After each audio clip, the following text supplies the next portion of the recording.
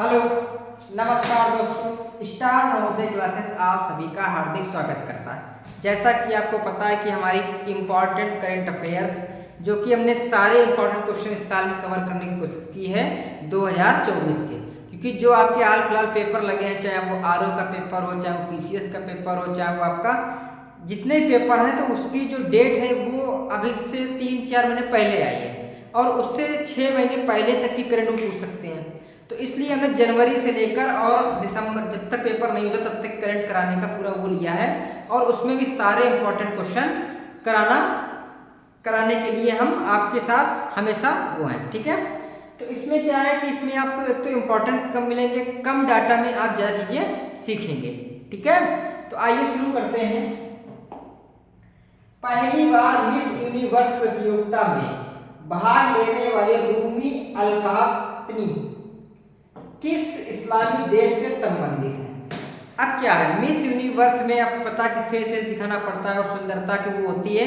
तो इस्लामिक जो देश हैं जो अपने आप को पूर्णतः इस्लामी मानते हैं, तो वहाँ पे क्या है कि वहाँ पे फेस दिखाना नहीं, बुर्के में रहना अलाउ होता है। लेकिन पहली बार एक महिला ने वो किया है, उसने जीता है। तो वो कौन सी देश है?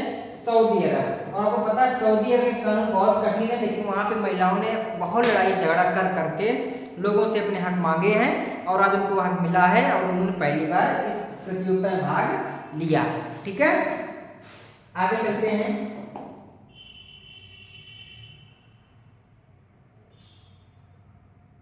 मार्च 2024 में स्विट्जरलैंड के जिनेवा में अंतर संसदीय संघ की 148वीं बैठक हुई। किसकी बैठक हुई? अंतर संसदीय संघ, जो संसद होता है उसके संघ की 148वीं बैठक हुई। कहाँ हुई? जिनेवा में। बैठक में भारतीय प्रतिनिधिमंडल का नेतृत्व किसने किया? ठीक है, तो भारतीय प्रतिनिधिमंडल का नेतृत्व किसने किया? आपसे इसमें 4 ऑप्शन दिए हैं। तो पहले दिया अमित शाह जी, गृह मंत्रालय के हैं, लेकिन इन्होंने कोई वो नहीं किया। एस जयशंकर जी ये कर सकते हैं, लेकिन इन्होंने भी नहीं किया क्योंकि विदेश मंत्री हैं, तो ये कर भी सकते, लेकिन इन्होंने भी नहीं किया। राजनाथ सिंह आपकी सेना प्रमुख है, लेकिन इन्होंने भी नहीं किया। किसने किया? सेना प्रमुख नहीं, सॉरी, उनके पास मंत्रालय है। किया था हरिवंश नारायण सिंह ने। किसने किया था? हरिवंश नारायण सिंह ने। ये एक आधिकारिक रूप से थे और इन्होंने इसका वो किया था।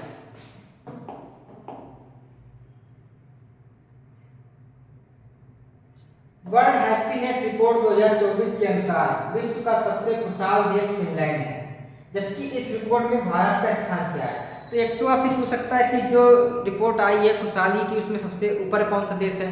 तो सबसे ऊपर देश है फिनलैंड, लेकिन भारत का उसमें नंबर है 126वां। कौन सा नंबर है? 126। क्योंकि भारत के लोगों को पता बहुत कुछ रहते हैं, पता नहीं इसमें किस आधार पे लिया है। हो सकता है इसमें जीवन प्रत्याशा की जितनी बातें की जाती है सभी बातों को ध्यान में रखते हुए किया। तो 126वां नंबर इसका आया है।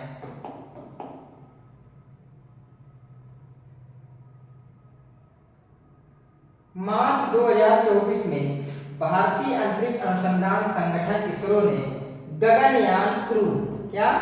गगनयान क्रू की सहायता के लिए कौन सा ऐप लॉन्च किया है? तो इसकी सहायता के लिए जो ऐप लॉन्च किया गया था वो ऐप था सखी। कौन सा ऐप था? सखी ऐप था। ठीक है, कौन सा? सखी ऐप था। तो सखी ऐप लॉन्च किया गया था। ठीक है, आगे चलते हैं।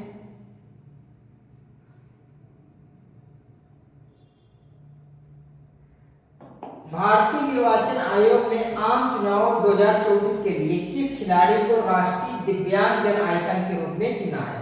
कैसा? देखो, वैसे तो दूसरे को चुना गया, लेकिन ये है बात कर रहा है दिव्यांग जन, जो विकलांग लोग होते हैं उनकी आइकन के रूप में किसको चुना गया? अभी आपको पता है कि हाल फिलहाल में चुनाव जो संपन्न हुए, मोदी जी की सरकार तीसरी बार बन गई है। ठीक है, भले पूर्ण बहुमत से नहीं बनी है, लेकिन सरकार तो मोदी जी की बन गई थी। तो उसी में जो दिव्यांग लोगों को लिए किया गया था वो किया गया था शीतल देवी को। किसको किया गया था? शीतल देवी को। ठीक है, तो आप ध्यान रखेंगे। इसके बाद है मार्च 2024 में भारतीय अंतरिक्ष अनुसंधान संगठन इसरो ने रीयूजेबल लॉन्च व्हीकल के लैंडिंग मिशन को सफल टेस्टिंग की। इसरो द्वारा इसे क्या नाम दिया गया? तो इसरो द्वारा इसे नाम दिया गया पुष्पक। क्या नाम दिया गया? पुष्पक। पुष्पक आपका एक विमान था, जो आपको पता है कि पहले पुष्पक विमान रामायण में था, जिससे भगवान राम अयोध्या के लिए आए थे। उसी के नाम पर इसका नामकरण किया गया है। क्या नाम दिया गया है? पुष्पक। ठीक है, आगे चलते हैं।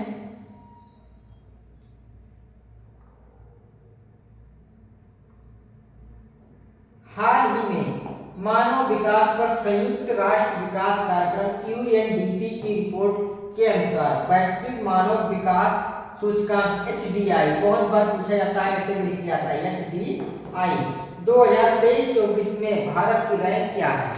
ठीक है, HDI होता है ह्यूमन डेवलपमेंट वो। ठीक है, तो इसमें HDI में मानव विकास सूचकांक होता है, इंडेक्स। ठीक है, तो इसमें भारत की कौन सी रैंक आई है? तो इसमें भारत की रैंक आई है 134वीं। और ये आपके लिए इंपॉर्टेंट क्वेश्चन है। ठीक है, या फिर पूछा सकता है, तो इसमें कौन सी रैंक है भारत की? 134 नंबर की। आगे चलते हैं। हाल ही में वानखेड़े स्टेडियम में विदर्भ को हराकर किस टीम ने रणजी ट्रॉफी 2024 जीती? तो ये मुंबई ने जीती थी। ठीक है, रणजी ट्रॉफी 2024 किसने जीती? तो मुंबई ने जीती थी। उप विजेता कौन था? विदर्भ। ठीक है, उप विजेता कौन था? विदर्भ।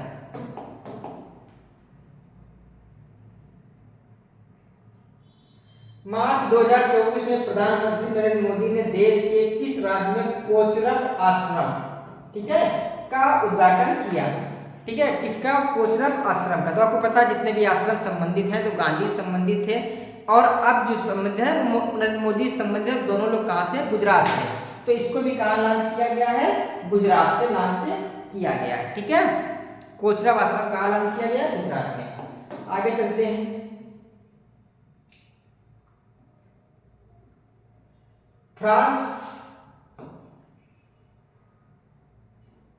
फ्रांस में 26 जुलाई से 11 अगस्त 2024 के दौरान आयोजित होने वाले पेरिस ओलंपिक 2024 के लिए किसे भारत की पहली महिला ज्यूरी सदस्य के रूप में चुना गया है?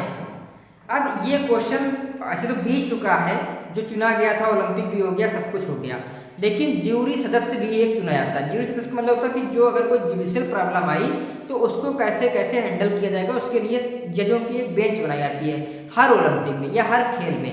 क्यों बनाई जाती है? उसका कारण है, जैसे अभी आपको पता है कि वेट का मामला चला था।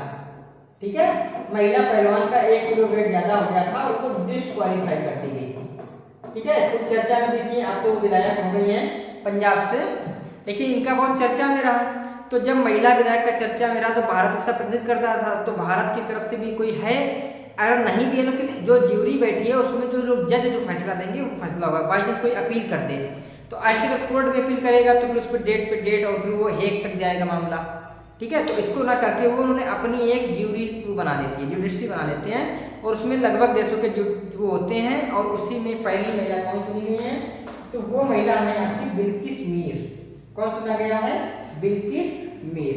ठीक है, ये पहली महिला बनाई गई। ठीक है, आगे चलते हैं। तो आज के लिए आपके लिए इतने ही क्वेश्चन थे, तो आप हमारे जुड़े रहेंगे और इम्पोर्टेंट क्वेश्चन करते रहेंगे। प्लीज़ हमारे चैनल को सब्सक्राइब करें, लाइक करें, और कमेंट बॉक्स में बताएं कि हम आपके लिए और नया क्या कर सकते हैं। धन्यवाद।